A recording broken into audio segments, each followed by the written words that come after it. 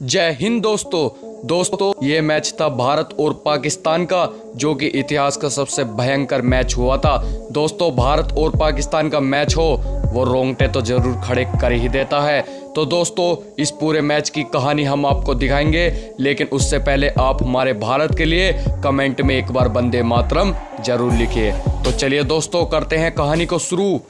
ये कहानी है साल 2007 की। टीम इंडिया के नए नवेले कप्तान महेंद्र सिंह धोनी अपनी टीम के साथ 12 देशों के बीच T20 वर्ल्ड कप में उतरते हैं। इस टूर्नामेंट से पहले 2007 में ही राहुल द्रविड़ की कप्तानी में भारत वनडे वर्ल्ड कप के लीग स्टेज में ही हार गए थे। तब टीम इंडिया के खिलाड़ियों के साथ साथ कप्तान और कोच को भी काफ़ी ट्रोल होना पड़ा था, जिसके दबाव में राहुल द्रविड़ ने कप्तानी भी छोड़ दी थी। तब इस विकेट परिस्थिति में भारत की कप्तानी का जिम्मा महेंद्र सिंह धोनी को दिया गया था। महेंद्र सिंह धोनी की कप्तानी में टीम इंडिया का शानदार प्रदर्शन करते हुए टीम फाइनल तक पहुंच जाती है। 2007 के T20 वर्ल्ड कप के फाइनल में भारत के सामने थी पाकिस्तान। अब बात जब वर्ल्ड कप के फाइनल की हो और मैच पाकिस्तान के खिलाफ हो, तो इंटरटेनमेंट का लेवल अपनी हदों को पार कर चुका होता है, क्योंकि भारत और पाकिस्तान ये दोनों ऐसी टीमें हैं जब ये एक दूसरे से भिड़ती हैं तो मानो पूरी दुनिया थम जाती है। इस मैच को देखने के लिए करोड़ों लोगों की निगाहें और उनकी दुआएं इस मैच पर टिकी थीं कि कौन सी टीम बनेगी आज 2007 की T20 वर्ल्ड कप की विजेता। इस बात के लिए दर्शकों का दिल जोर जोर से धड़क रहा था। यह मैच जोहान्सबर्ग के खूबसूरत मैदान पर खेला जा रहा था।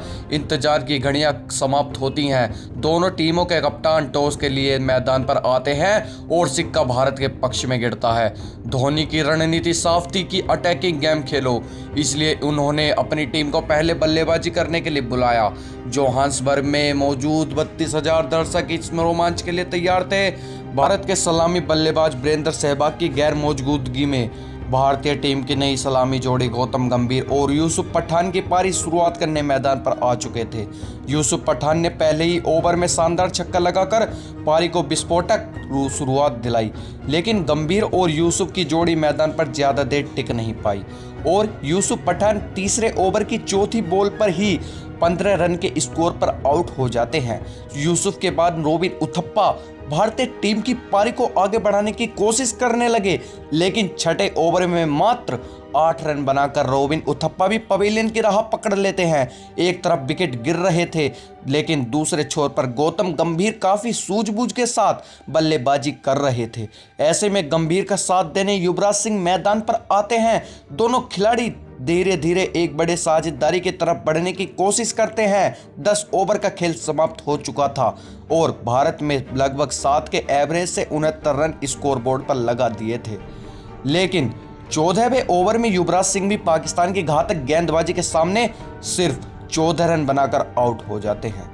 पर खुशी इस बात की थी, आज गंभीर लाइन में लग रहे थे और अपने अर्धशतक भी पूरा कर चुके थे। गंभीर ने लगातार अच्छे शॉट से भारत को इस मैच में बनाए रखा था। फिर 16वें ओवर की दूसरी गेंद पर ही उमर गुल ने धोनी को बोल्ड कर भारत की कमर तोड़ ही डाली। एक तरफ गंभीर अकेले पाकिस्तानियों से लड़ रहे थे, लेकिन दुख की बात यह कि दूसरी छोर पर कोई भी गंभीर का साथ नहीं दे पा रहा था। 18वें ओवर में जब भारत का स्कोर 130 रनों तक जा पहुंचा, तब एक बार फिर से उमर गुल ने गौतम गंभीर को अपना शिकार बना लिया, उन्हें पवेलियन भेज दिया।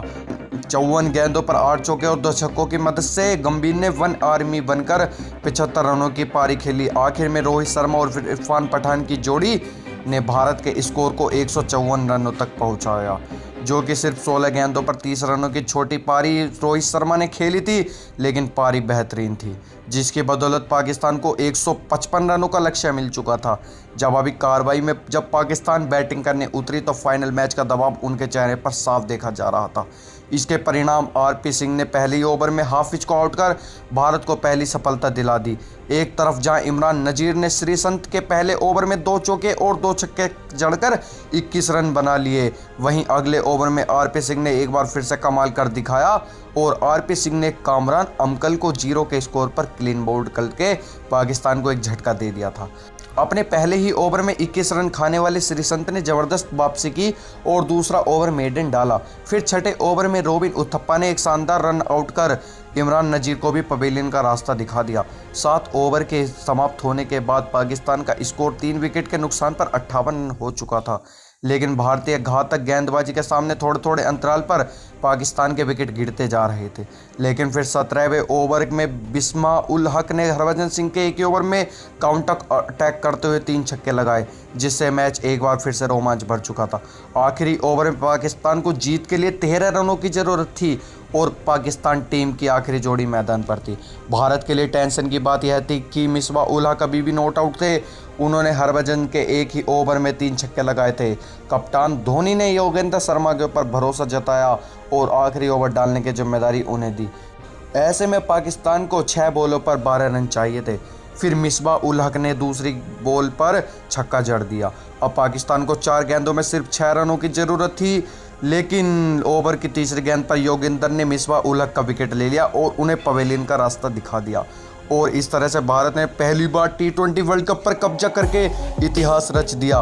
धोनी जिस तरह से अपने इंटेलिजेंट दिमाग का इस्तेमाल कर विरोधियों को धूल चटाते थे, वर्तमान में भारत को भी ऐसे ही कप्तान की ज़रूरत है। तो दोस्तों, कप्तानों के कप्तान, क्रिकेट के महान महेंद्र सिंह धोनी के नाम इस वीडियो को एक लाइक ज़रूर कीजिए।